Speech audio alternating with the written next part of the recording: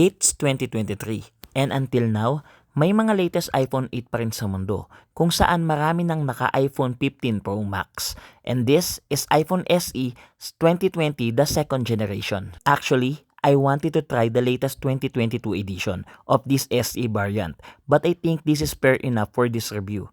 This is a 4.5 inches 720p IPS LCD display. The whole specs is from iPhone 8, but the chipset is different. This variant is running A13 Bionic chipset that you can see on iPhone 11, and the third generation is running A15 Bionic chipset from iPhone 13. The difference is speed, image processing, and video quality. Imagine a powerful chipset with latest iOS updates on this small device. Para ito sa mga taong may sariling buhay na hindi kailangan tutok lagi sa kanilang smartphone. Okay na okay pa rin ang performance despite of its old hardware.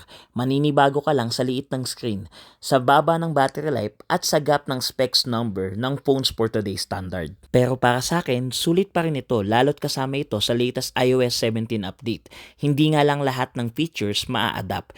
And this is the red variant.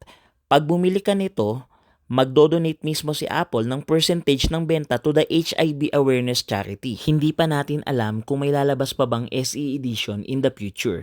Pero I really hope na meron. At sana nung ginawa itong SE na to, plus variant na lang sana. Katulad ng iPhone 6 Plus, 7 Plus, and 8 Plus para mas ma-maximize ang potential ng gantong klase ng concept ng phone. Salamat sa panonood. Sa mga naghahanap ng gantong klase ng phone review, check my profile and follow me for more videos.